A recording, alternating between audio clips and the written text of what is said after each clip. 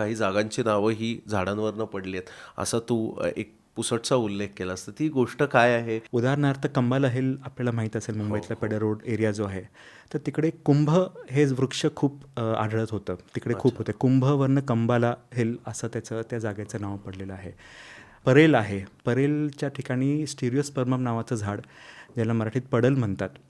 तर बर. ते पडल ह्या नावावरनं त्या जागेचं नाव परळ असं ते होत गेलं. ओ. दुसरं एक उदाहरण वडाळा हे जे नाव आहे, तर तिकडे आधी वडाची झाडं खूप होती आणि तिकडे वडाचे वृक्ष दिसले की लोक म्हणायचे वड आला म्हणजे वडाला. नंतर बाबुलनाथ जे आपण मंदिर आहे, तर तिकडे आधी बाभळीची झाडं खूप होती. हम्म. तर ते बाभळीची झाडं असल्यामुळे तिकडे एक असं छोटीशी देवराईसारखंच होतं बाभळीच्या झाडांचं. तर त्याच्यामुळे त्या जागेचं नाव बाबुलनाथ असं पडलेलं आहे. भेंडी बाजार, तर तिकडे आधी भेंडीची झाडं खूप होती. भेंडीचं म्हणजे आपण जी भेंडी भाजी खातो ती भेंडी नाही, पण वृक्ष एक आहे, भेंडी म्हणतात त्याला, थिस्पिशिया पॉपुलिया त्याचं नाव आहे. तर त्यामुळे त्या जागेचं नाव भेंडी बाजार त्या झाडावरनं झालेलं आहे.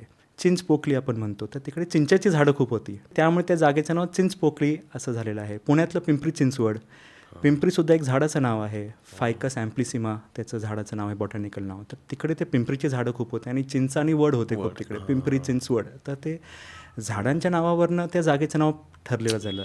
अशी मुंबईची हिस्ट्रीच झाडांवरती आहे.